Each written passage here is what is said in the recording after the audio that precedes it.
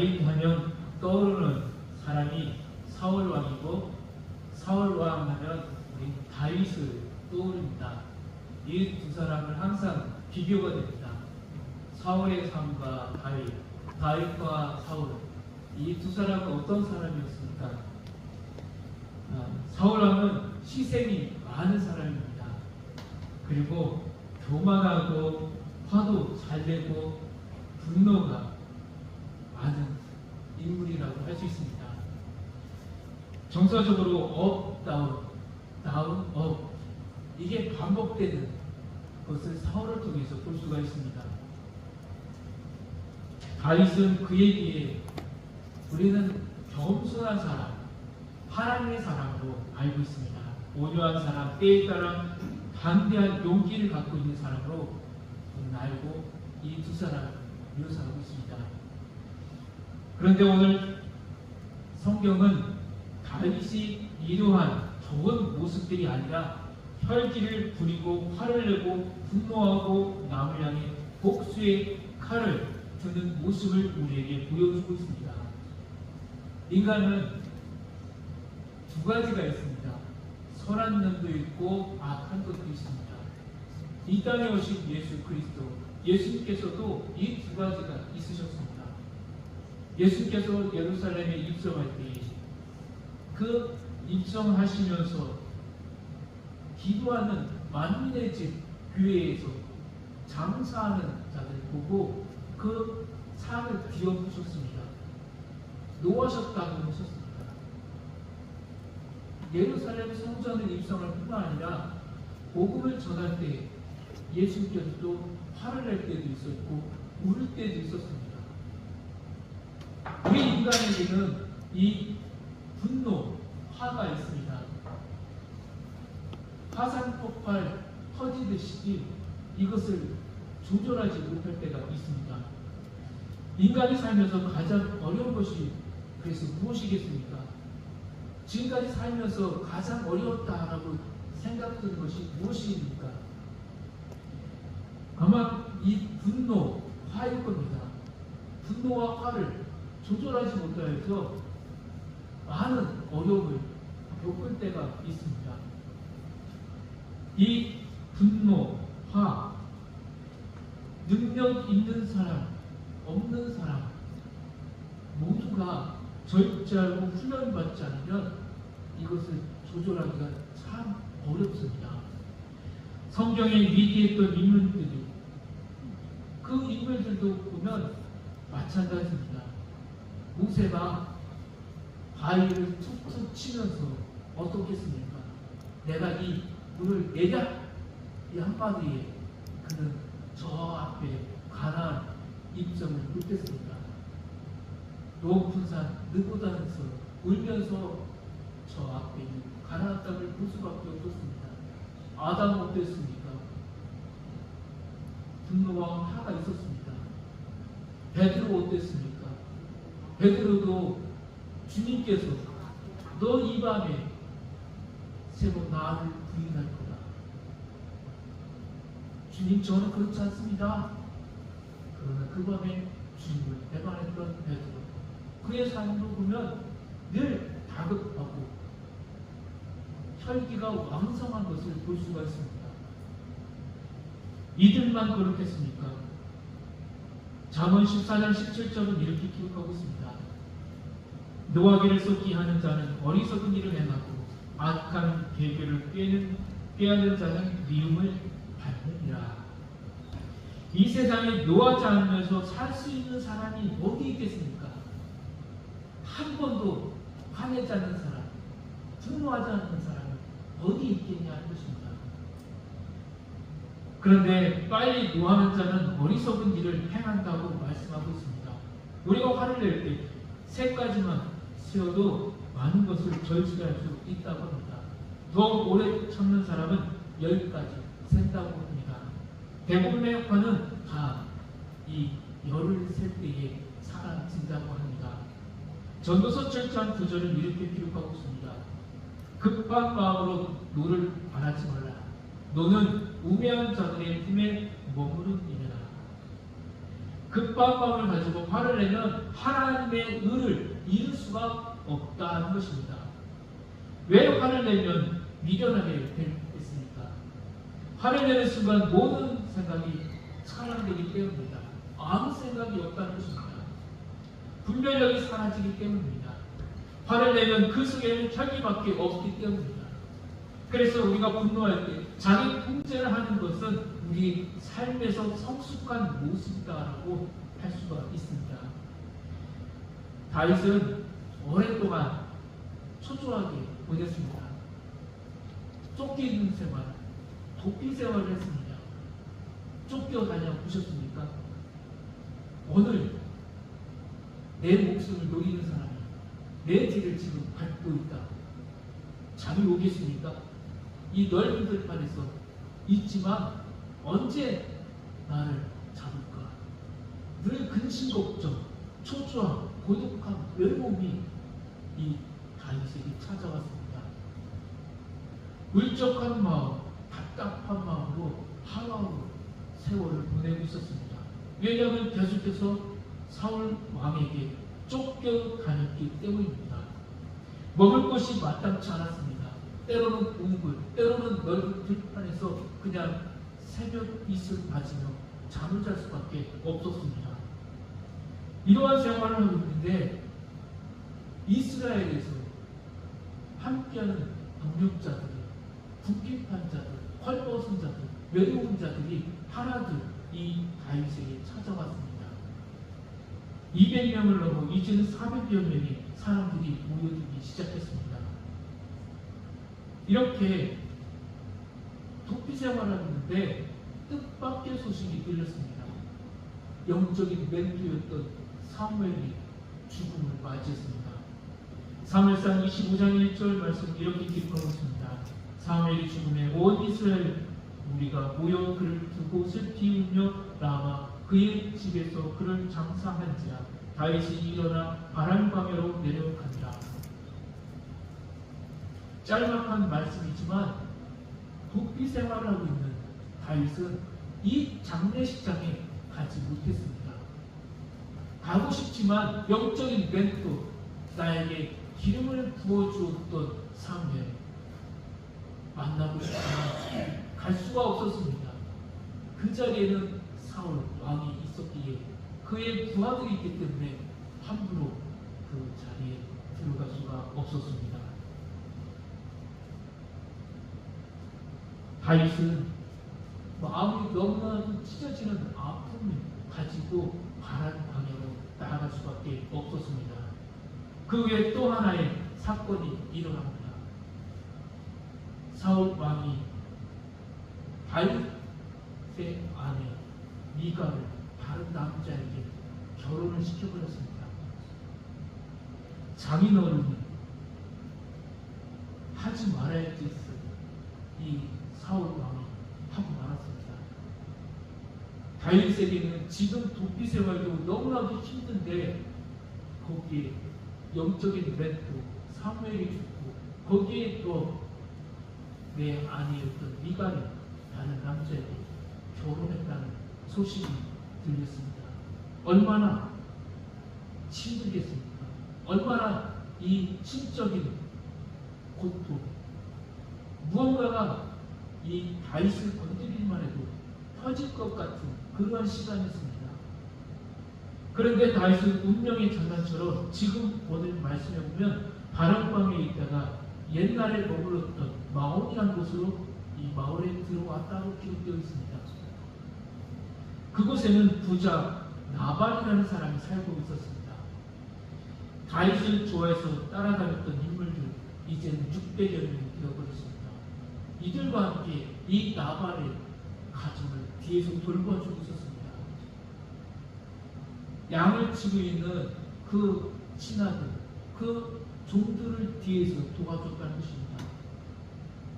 들짐승들이 이 양을 공격할 때 다윗의 부하들이 이것을 막아주었고 도적대들이 이 양떼를 훔쳐갈 때 다윗은 목숨을 걸고 지켜주었습니다.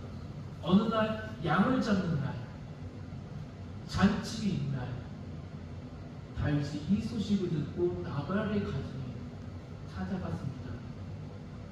우리에게도 먹을 거 한 조각 주겠지. 우리가 지금 행한 일들을 이 나발은 잊지 않았겠지. 저 신하들 종들도 다 아는 일이기에 우리도 한 접시 먹거리를 먹을 수 있는 날이구나 라고 생각하고 이 자리에 함께 했습니다. 그런데 어떻게 된 일인지 나발이 기뻐하지 않습니다. 사무엘상 25장 10절에서 11절 말씀입니다. 나발이 다윗의 사원들에게 대답하여 이르되 다윗은 누구며 이새의 아들은 누구냐? 요즘에 각기 주인에게서 억지로 떠나는 종이 많도다. 내가 어찌 내 떡과 물과 내 양털 깎는 자를 위하여 잡은 고기를 가져다가 어디서 왔는지도 알지 못하는 자들에게 주겠느냐 한지라. 이들에게 줄 수 없다는 것입니다. 이들에게 아무것도 내줄 수 없다는 것입니다. 다윗이 누구냐? 도대체 저 사람은 어떤 사람이냐? 저런 거렁뱅이 내가 이 잔치상에서 줄 수 있는 것은 아무것도 없다는 것입니다. 나발이 정말 이 다윗을 몰랐을까요? 사울과 다윗의 관계, 이 이스라엘 땅, 우리나라의 강원도의 땅만큼 하는 이 이스라엘에 있는 사람들이 다윗이라는 사람 모를 사람 없을 겁니다. 전에 골리앗과 다윗의 싸움,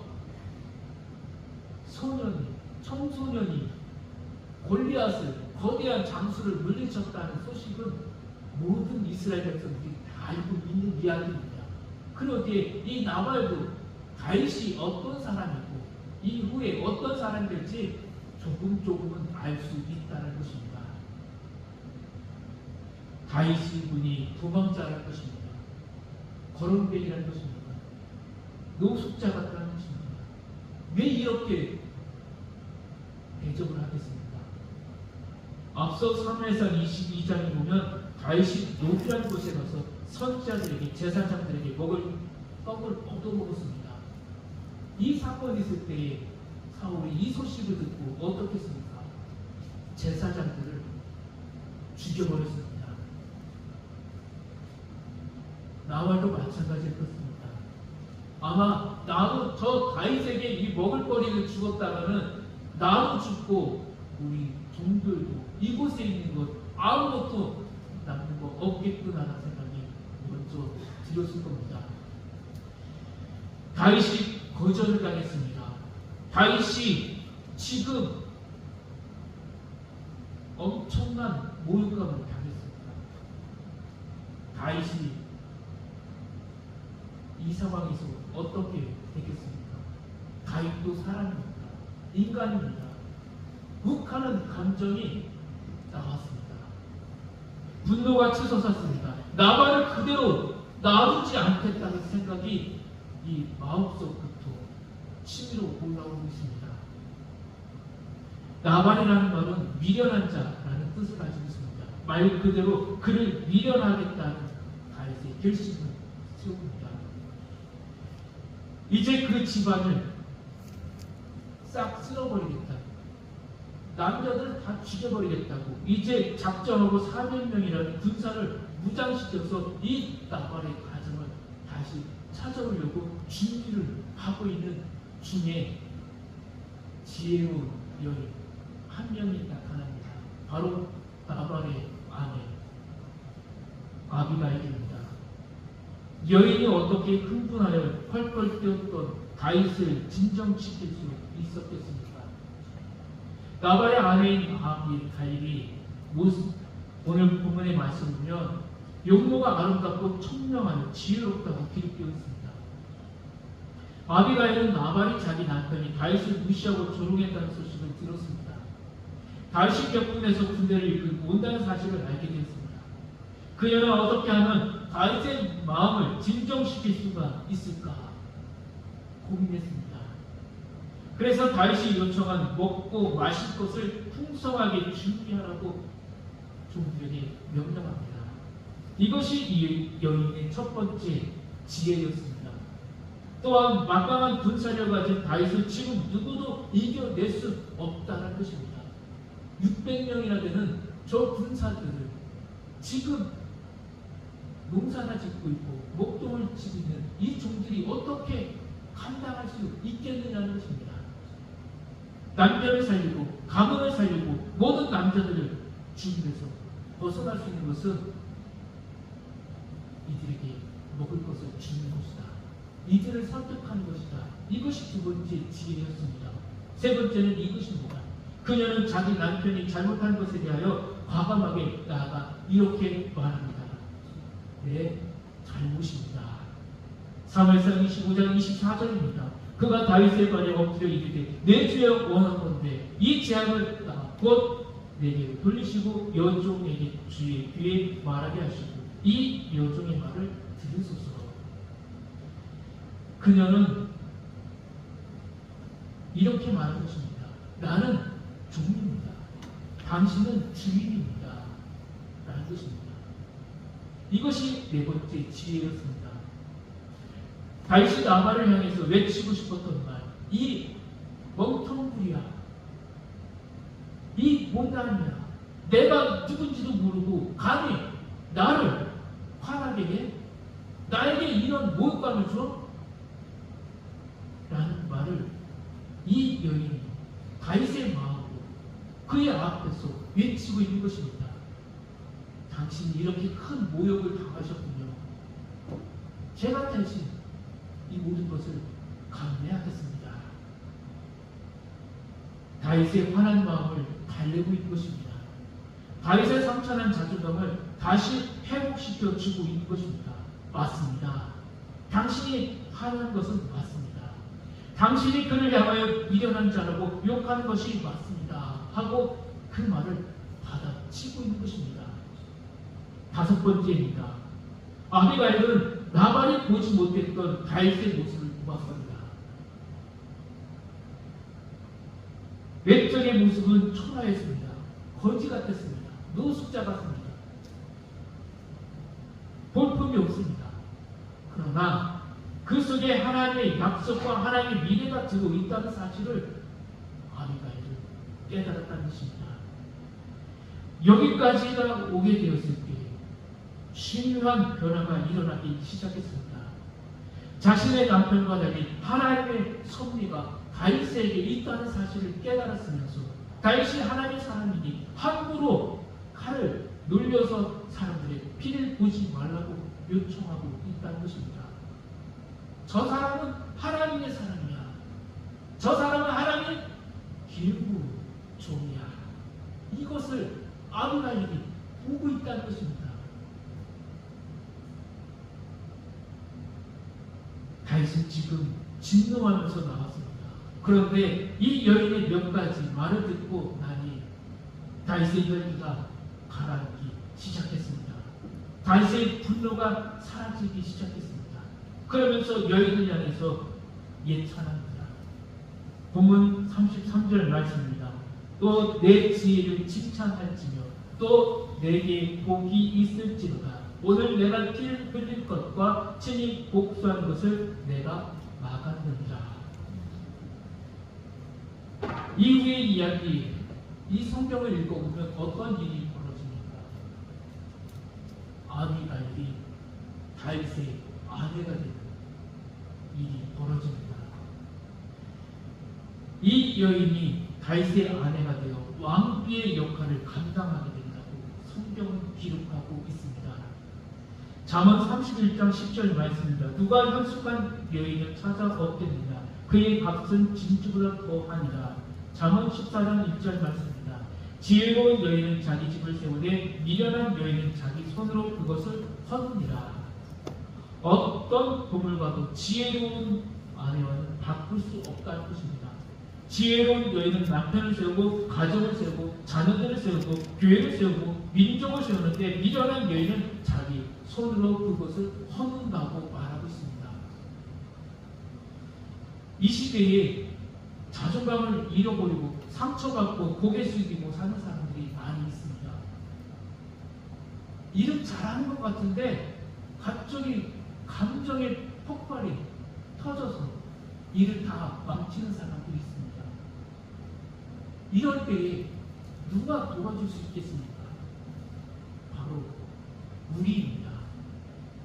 우리가 예수 그리스도의 마음, 이 땅에 비천하고 천한 자들, 두 가지 마음, 선과 악이 있는 마음, 이것을 조절하지 못하는 우리 인간에게 이 땅에 오셔서 인간은 이렇게 사는 거야, 예수님께서 먼저 보여주셨던 그 마음을 가지라고 이 땅에 오셨던 주님의 마음, 우리가 품은 자들로서 옆에 있는 자들이 화가 났을 때 아비가일처럼 화를 누릴 수 있도록 만들어 주어야 합니다.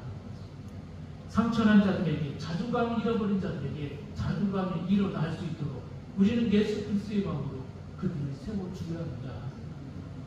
그래야 자신들이 존경받는 것을 깨닫고 몸이 회복되고 신앙이 회복될 수 있습니다. 예수님께서 이 땅에 오셔서 우리 같은 자들을 먼저 구원의 자리, 은총의 자리로 불러주셨습니다. 얘야, 너는 이런 사람이야. 그러나 너는 바뀔 수 있다. 너는 이 복음으로 새롭게 일어날 수 있다는 것을 우리에게 가르쳐 주셨습니다. 우리에게도 때론 분노가 있습니다. 화가 있습니다. 거룩한 분노도 있지만 악한 분노도 있습니다. 이 악한 분노가 나올 때마다 주님이 나를 용서해 주셨지. 주님께서 이 땅에 죄인을 구원하기 위해서 이 땅에 우리 구원자로 오셨지. 우리가 주님을 다시 한번 묵상하며 나가야 합니다. 그리고 옆에 있는 사람들이 화가 날 때, 분노가 날 때 아비가일처럼 다스릴 수 있는 지혜가 있어야 합니다. 우리가 함께 안아주고 주의 사랑으로 보답을 준다면 더 이상 이 자리에는 다툼과 미움, 시기, 질투, 이간질은 일어나지 않습니다. 우리 안에 예수님의 사랑으로 다시 세우는 공동체가 되어야 합니다. 이 축복을 결코 놓치지 마시고 우리의 가정이나 우리 이웃에게나 우리 지역사회에서나 우리가 머무는 곳에서 하나님의 은혜와 사랑이 넘치는 모습을 보여주는 성도들 되게 소망합니다. 기도하겠습니다. 하나님 아버지, 대림절 첫 번째 주일 예배를 드리게 하심을 감사드립니다. 하나님의 언약 말씀대로 독생자를 보내주셨던 것처럼 저희도 세상에 소외되고 구석진 것을 볼 수 있는 믿음의 눈을 뜨게 하시고 자존감을 잃어버리고 상처받은 자들에게 예수님의 사랑으로 다가가서 위로하는 자가 되는 주옵소서. 대림절기를 보내면서 주님 오심의 참 의미를 깨닫는 믿음이 자라게 하여 주옵소서. 우리 주 예수 그리스도의 이름으로 기도합니다. 아멘. 찬송가 50장 함께 찬송 부르기에